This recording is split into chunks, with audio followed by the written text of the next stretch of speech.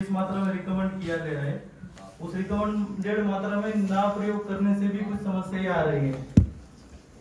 तो ये शाकनाशी प्रतिरोधी का मतलब क्या है, जो आपका जो हर्बिसाइड्स है वो काम नहीं कर रहे हैं। जो अभी आपके खेतों में ऐसी कोई समस्या आप देख पा रहे हैं कि जो आप एक दो साल पहले जो हर्बिसाइड यूज कर रहे थे उससे कंट्रोल हो रहा था, लेकिन अभी नहीं हो रहा है, ऐसी कोई समस्या आप देख रहे हैं क्या आपके फील्ड में?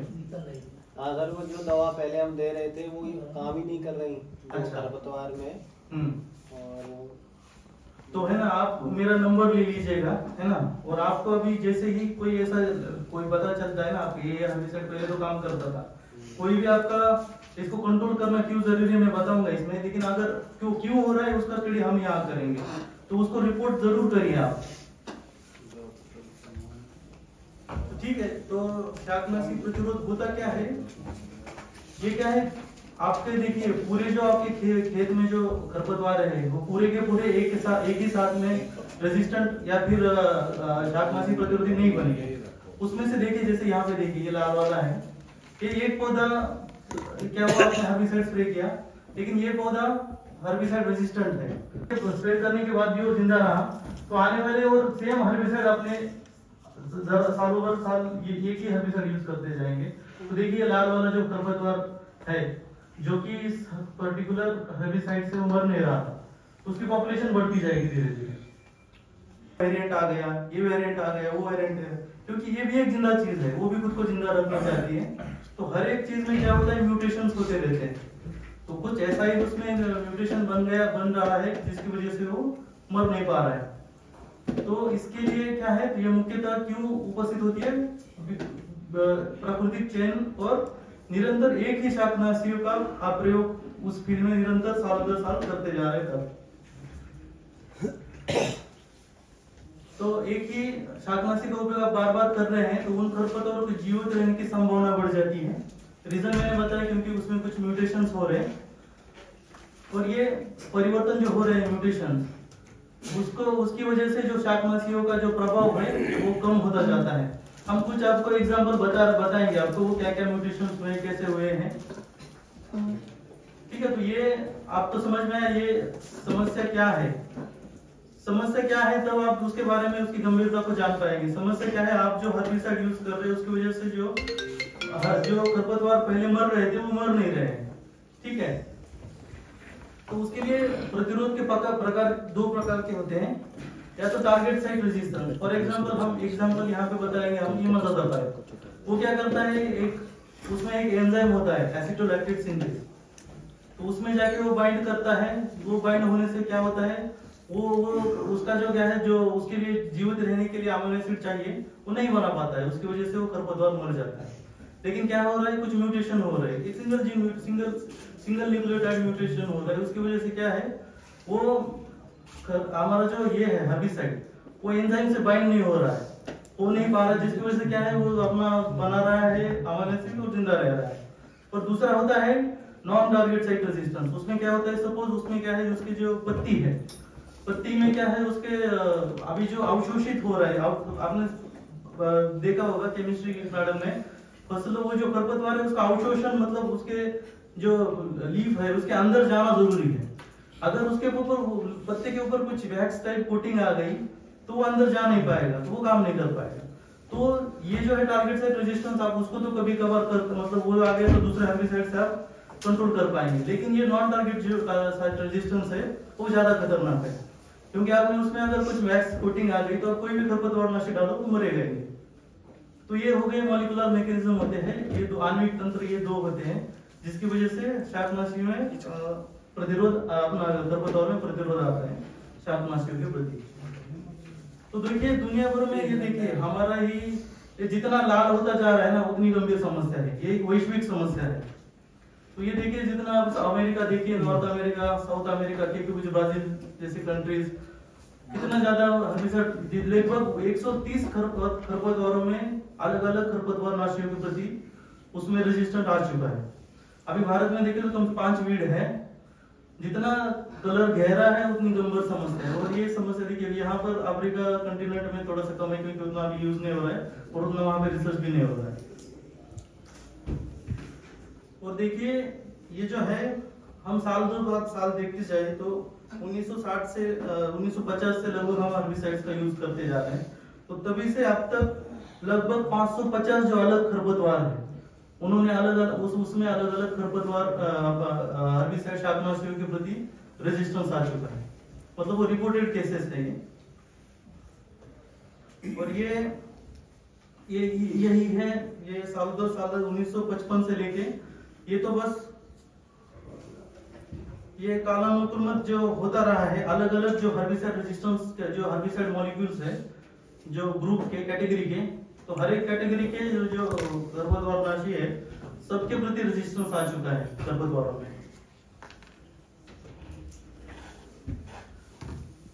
और ऐसा नहीं है कि एक जो खरपतवार है बस एक ही खरपतवारनाशी के प्रति रेजिस्टेंस आ चुका है। कुछ ऐसे खरपतवार है जिसमें बहुत सारे अलग अलग जो हर्बिसाइड्स है उनके प्रति, जैसे देखिए ये 2 जो है मतलब जो लाल वाला है वो जो है दो अलग अलग जो खरपतवारनाशी है उनके प्रति उसमें रेजिस्टेंस है।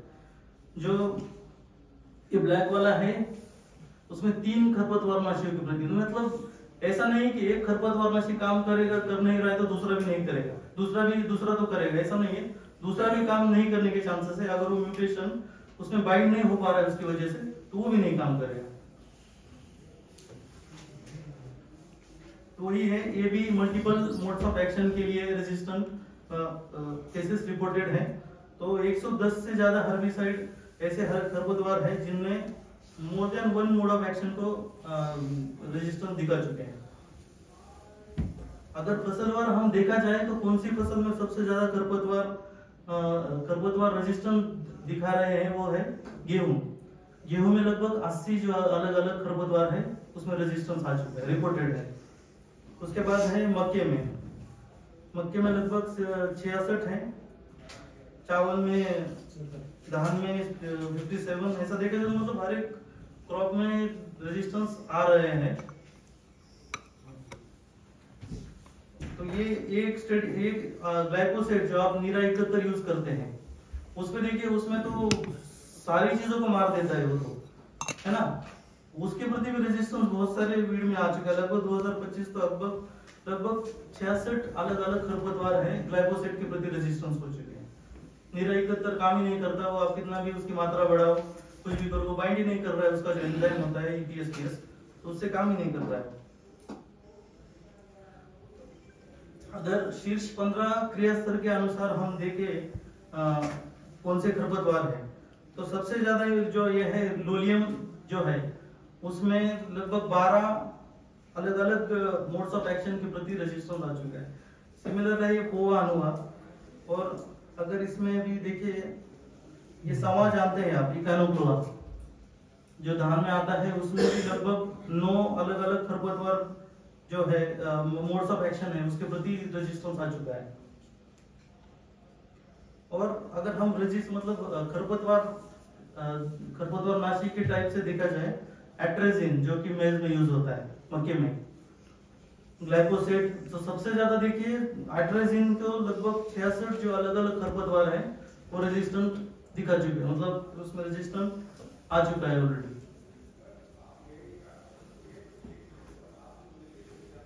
तो देखिए ये मैंने पहले ही बताया कि ऐसा नहीं कि आपका पूरा फील्ड ही रेजिस्टेंट है, आपने ऐसा किया कि पूरा आपका पूरा फील्ड ही काम नहीं कर रहा है, ऐसा नहीं होगा। या तो आपने अभी हमें बात बताऊंगा कैसे हमने स्टडी किया उसमें, तो वो पूरा नहीं, कुछ एक पॉपुलेशन जिंदा रहेगी और वो रेजिस्टेंट धीरे धीरे बढ़ता रहेगा सालों दर साल, और उसकी संख्या बढ़ने के कारण वो हर्बिसाइड काम नहीं करेगा। और ये जो समस्या है एक दिन में नहीं मतलब एक जैसा नहीं कि आप आज उठ गए और अगले ये साल बिल्कुल ही काम नहीं कर रहा, वो धीरे धीरे आपको, इसलिए ना सबसे, मैं तो बोलता हूँ सबसे बड़े वैज्ञानिक किसान होते हैं। तो आपको देखना चाहिए कि आपको देखना, आप जैसे हर्बिसाइड करते हैं स्प्रे तो आपको आपके फील्ड को ऐसा नहीं कि स्प्रे कर दिया काम हो गया, आपको मॉनिटर करते रहना चाहिए। और सबसे इंपॉर्टेंट है जो खरपतवार बच रहे हैं हर्बिसाइड के, उनको आप रिपोर्ट करिए, हमको आप कांटेक्ट करके बताइए ये है, या फिर जो आपके वहाँ की जो लोकल एजेंसीज है तो वो जरूरी है रिपोर्ट। हम आप देखिए अभी इसमें बहुत सारे अभी सारे विश्व में देखिए लगभग अलग 500 600 केसेस आ चुके हैं, भारत के सिर्फ 5 है, क्योंकि हम रिपोर्ट ही नहीं कर रहे, बता ही नहीं रहे। ठीक है, तो भारत में भी देखा जाए तो ये समस्या बहुत गंभीर है, तो उसमें क्या है, लेकिन हम रिपोर्ट नहीं कर रहे हैं, हमें रिपोर्ट करना जरूरी है। अभी पिछले 2-4 साल से हमने यहाँ पर कुछ काम स्टार्ट किया है यहाँ पर।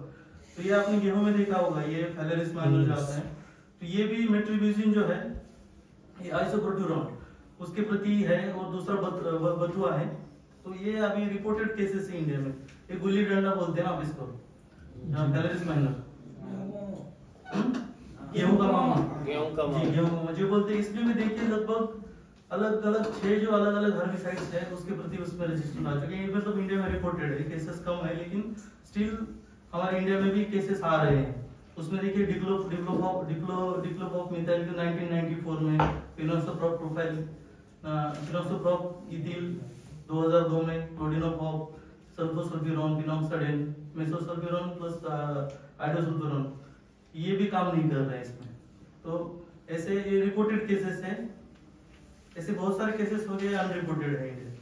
आपने भी देखा होगा, लेकिन आपसे मिस हो गया होगा। लेकिन इसलिए बोलता हूँ, आप जब वापस जाएंगे ना, तो आप आपके हर्बिसाइड स्प्रे करने के बाद आपके फील्ड को देखते रहिए क्या हो रहा है आपके फील्ड में। ठीक है, दूसरा ये जंगली पादप है, इसको रूमेक्स डेंड्रेटस बोलते हैं। इसमें भी 2 खरपतवारनाशी के प्रति रेजिस्टेंस आ चुका है, मेटसल्फ्यूरॉन प्लस आइडोसल्फ्यूरॉन, क्लोरासुलम 2016 में रिपोर्टेड है। ये आपके फील्ड में है, देखा जाता है। जंगली पालक, जई, बथुआ, खतुआ जी। और ये बथुआ को हम वेजिटेबल में उसमें खाने में काम कर रहे हैं। हाँ, मैं बथुआ के ऊपर पे आऊंगा। चारे में नहीं सर, वो लोगों के लिए कोई खाने की साख में। और ये जई को पशुओं के लिए चारे में यूज करते जी। तो देखिए जंगली जई में भी देखिए क्लोडिनोफॉप का रिपोर्टेड केस है, ये 2016 में। क्लोडिनोफॉप जो है वो काम नहीं कर रहा है जंगली जई। ठीक है, तो ऐसे ये दाढ़ी ग्रास बोलते हैं इसको, दाढ़ी ग्रास पॉलीगोनम। उसमें भी देखिए ये मेसोप्लस आइडोसल्फ्यूरॉन और हेलोक्सोफियन, ये भी 2 जो हर्बिसाइड है, कॉम्बिनेशन में भी नहीं काम कर रहे। ये कुछ और दूसरा आप बथुआ की बात कर रहे हैं, आप इसको खाने में भी यूज करते हैं, है ना? तो इसमें भी रेजिस्टेंस देखा जा रहा है, बहुत सारे हर्बिसाइड से काम नहीं कर रहे। इसका तो सीड तैयार कर रहे हैं, ये तो सीड तैयार कर रहे हैं, और इसको मतलब वो बढ़ते हैं, वो बात नहीं है, मतलब देखिए हमने इन दवाओं से नहीं मर रहा वो, मतलब ये इसका न्यूट्रिशनल मतलब पोषकता जो है ना बहुत अच्छी है इसमें। वो जो बहुत सारे जो एसेंशियल माइक्रोन्यूट्रिएंट्स है इसमें बहुत अच्छा है। तो इसको आप सब्जी के तौर पे खाते हैं तो और अच्छा है। इसको आप सब्जी के तौर पर आप इसको अलग से ग्रो करके बेचिए, लेकिन ये आपके ये अच्छा तब है जब आपके फील्ड में ना हो, है ना, मेन क्रॉप के साथ ना, मेन क्रॉप के साथ। ठीक है, तो ये देखिए हमने कुछ यही मध्य प्रदेश में किए हैं स्टडी। कहानी क्या किया, 20 जो सोयाबीन जहाँ पर ग्रो करते हैं वहां से सावा जो है इकानोफ्लोरा, उसके लगभग 123 बायोटाइप इकट्ठा की थी अलग अलग लोकेशन से। तो फिर उनको भी हमने यहाँ पे स्क्रीन किया। देखिए इसमें हमें लगभग 8 ऐसे बायोटाइप मिले हैं। बायोटाइप मतलब क्या है, एक फील्ड है, सपोज उसके 5 अलग अलग जगह से हम कलेक्ट करते हैं, ठीक है, तो उसको हम एज वो एक फील्ड का जो है एक बायोटाइप हो गया। ऐसे अलग अलग 127 जगह से कलेक्ट करके हमने स्क्रीन किया। देखिए हमने क्या है ना, एक कंपनी ने प्रोजेक्ट फंड किया था BASF ने, तो उन्होंने देखा गया कि वहां पे जो फार्मर है वो, इसलिए मैं बता दूं आपको इन्फॉर्म करना बड़ा जरूरी है।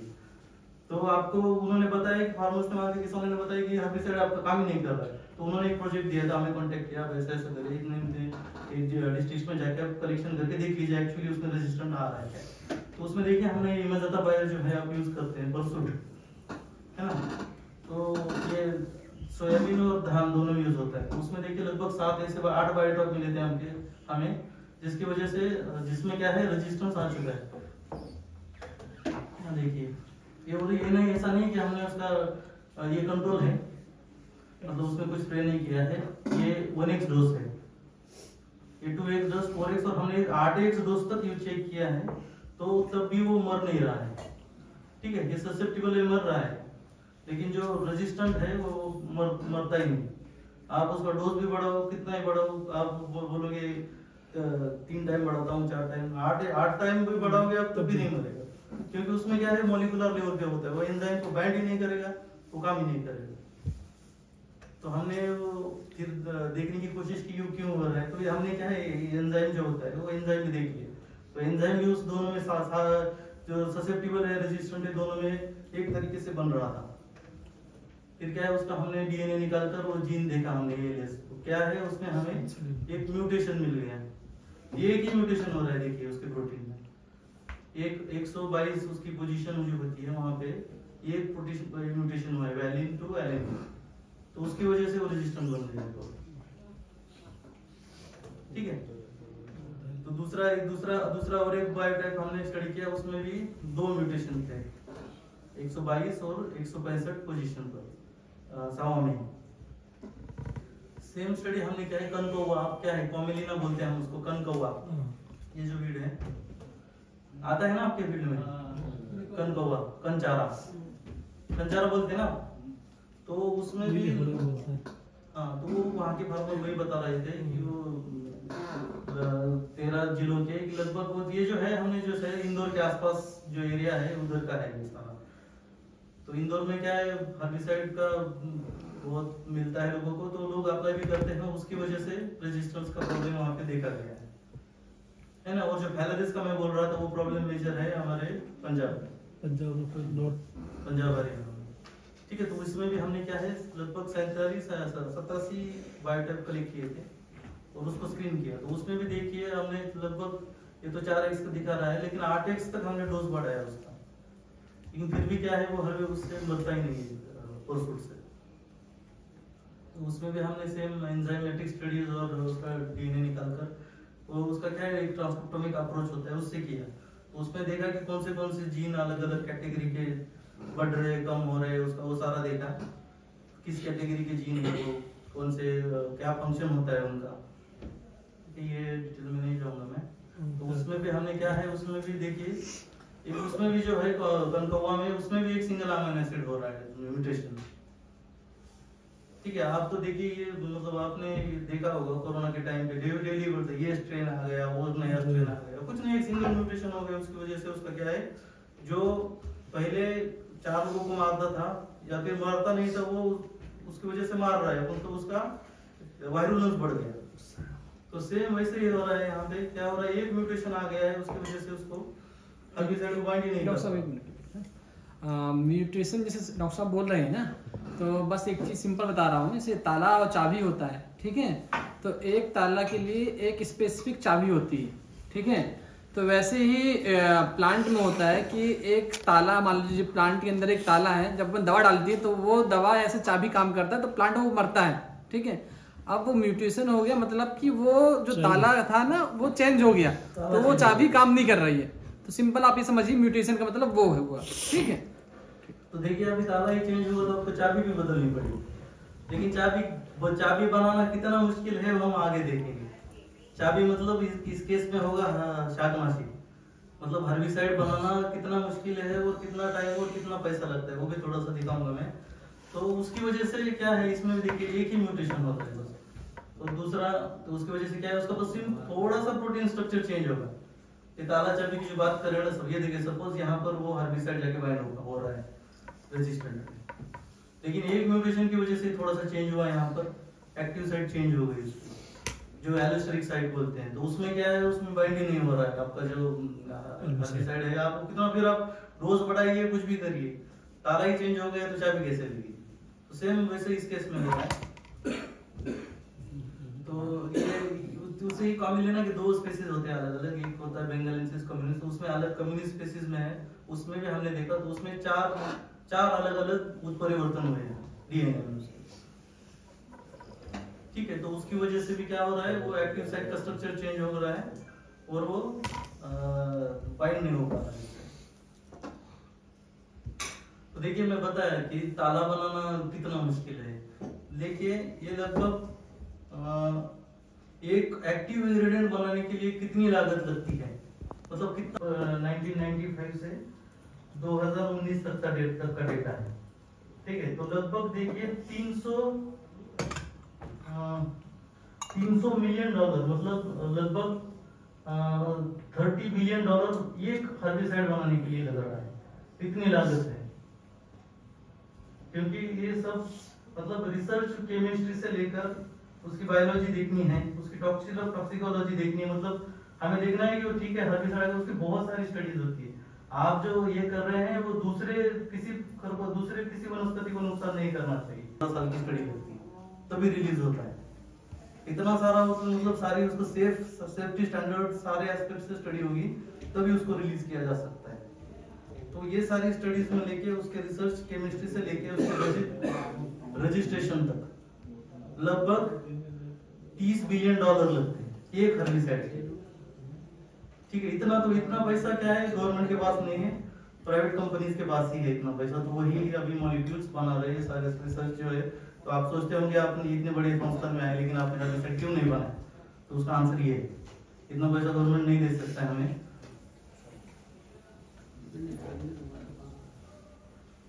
ठीक है, और अगर हमने जो अलग अलग ये है फसल सुरक्षा बाजार में देखा जाए तो हर्बिसाइड का जो नेट मतलब ये साल एक साल का कितना कंजम्पशन है, तो हर्बिसाइड का लगभग $27.4 बिलियन इतना उसका मार्केट है एक साल। ठीक है, उसके बाद होते हैं कीटनाशक, उसका भी है 15.6 बिलियन डॉलर का। तो मतलब इतनी बड़ी इंडस्ट्री है, तो जो प्लेयर्स है वो भी प्राइवेट इंडस्ट्रीज है इसमें। तो अगर ये और सब अगर खरपतवारनाशी कौन सा खरपतवारनाशी कितना मार्केट है उसका, तो देखा जाए तो सबसे ज्यादा मार्केट है ग्लाइफोसेट का, जो निराई करते यूज करते हैं, लगभग $50 मिलियन का है। ये 2023 का डेटा है। ठीक है, तो शाकनाशी आप चलिए बोल रहे हैं, चलिए इसलिए बोला मैंने जो आपके जो मॉलिक्यूल्स है उनको प्रोटेक्ट करना क्यों कितना जरूरी है। जो आपके 30-35 जो हर्बिसाइड्स है, इससे आपको पता चल जाएगा इतना पैसा लगता है, इतनी लागत लगती है। इसलिए हमें जो है ये रेजिस्टेंस रिवॉल्व होना इतना डेंजरस क्यों है, क्योंकि जो पहले ही मॉलिक्यूल कम है हमारे, वो उसके प्रति रेजिस्टेंट आ गए तो फिर हम क्या करेंगे। इसलिए जो हमें उसका रिपोर्ट करना बड़ा जरूरी है ना। और आप रिपोर्ट करेंगे तो वो तो सही है, उसके साथ साथ कुछ सावधानियां भी लेनी है। तो उसकी वजह से होता क्या क्या, आप बोलेंगे प्रॉब्लम क्या क्या होती है। अगर तो आप देखेंगे तो वो आपको ये हर एक मतलब 3 दिन से सुन रहे हो, पोषक तत्वों के लिए, जल के लिए, प्रकाश के लिए, प्रतिस्पर्धा करते वो तो होती वो ही जाएगी। उत्पादन में लागत वृद्धि बढ़ेगी। आप बोलेंगे चलो एक से काम नहीं कर रहा है, उसका डोज बढ़वाइए, है ना। लागत अल्टीमेटली हमारा पर्पस क्या है, कम लागत में ज्यादा उत्पादन, लेकिन हमारी लागत तो बढ़ाई रहेगी इसकी वजह से। इसके परिस्थिति की प्रभाव मतलब इकोलॉजी है हमारी, उसके ऊपर भी प्रभाव पड़ेगा। उससे क्या होगा, अत्यधिक रासायनिक उपयोग करेंगे। जहाँ पे 1x डाल रहे थे 2x डाल रहे, जो रेसिड्यू जो है वो उसकी मात्रा बढ़ते ही जाएगा, है ना। और उससे क्या है, नए खरपतवारों का विकास होगा जो हमारे खरपतवारनाशियों से मर ही नहीं रहे। देखिए मैंने पहले बोला इवोल्यूशन है, ये हर एक चीज क्या है खुद को जिंदा रखना चाहिए, तो वो भी अपने आप को इवॉल्व कर रहा है and trying to become resistant बनना चाह रहा है। तो इसके प्रमुख कारण क्या है, एक ही शाकनाशी का बार बार उपयोग, ठीक है। तो कि एक ही शाकनाशी मतलब एक ही रासायनिक प्रकार का है, सपोज परसूट है, एएलएस इनहिबिटर है, तो आप साल बाय साल मतलब साल एक ही मैकेनिज्म से आप एक ही मैकेनिज्म का शाकनाशी यूज कर रहे हैं, ठीक है। दूसरा क्या है, फसल चक्र की कमी, मतलब क्या है, आपने 10 साल मतलब एक ही तरीके का फसल आप साल दर साल ये उसी खेत पर ये करते जा रहे हैं। आप रोटेशन क्रॉप रोटेशन जो आप बोला है सांस्कृतिक विधि आपको बताई गई होगी, वो फॉलो नहीं कर रहे। और क्या है, खरपतवार प्रबंधन में विविधता की कमी। तो हमें क्या है करना, क्या है, जैविक, यांत्रिक, सांस्कृतिक। जी सर बताइए। वो कोई दिक्कत है पूछ लीजिए, खड़े हो जाओ। जी पूछिए। क्या पूछ रहे? हाँ, तो क्या है, हमें करना क्या है, जो जैविक, यांत्रिक, सांस्कृतिक और मैकेनिकल ये जितने सारे तरीके हैं सारों को अपनाना है। किसी सिर्फ खरपतवारनाशियों के ऊपर ही डिपेंडेंट नहीं रहना। और दूसरा मैंने बोला कि जैसे आपने हर्बिसाइड स्प्रे किया, आपको मॉनिटर करते रहना है, ठीक है। तो जो कुछ 2-4 खरपतवार बचे हैं आपको उनको उखाड़ के फेंकना है। मैंने बोला कि क्या है, अभी देखिए वो दिखता बचेगा तो 2-4 खरपतवार कुछ, लेकिन वो बनाएगा सीड और वो बहुत सीड बनाएगा और वो वही आपको वही उसी की मात्रा बढ़ती जाएगी आपकी फील्ड में। और क्या है दूसरा क्या है, अनुचित उपयोग जो है शाकनाशियों का, वो भी एक कारण है। जहाँ पे हमने जितना रिकमेंडेड डोज है उसका, और रिकमेंडेड डोज को फॉलो करना बड़ा जरूरी है। तो उसके लिए रिकमेंडेड जो आपका समय है, मात्रा है और जो विधि बोली गई है वही आपको फॉलो करनी है। अगर क्या है, अगर उसके लिए 100 ग्राम AI पर हेक्टर लग रहा है और आपने 50 डाला, तो क्या है वो उसमें से क्या है ज्यादा तो मरेगी नहीं, लेकिन धीरे धीरे वो आपको उसमें इवोल्यूशन को आप प्रमोट कर रहे हैं। तो उसको प्रबंधन क्या हो रहा है सर? आप पहले बात कर लीजिए, क्या हो गया बताइए। कौन बात कर रहा है?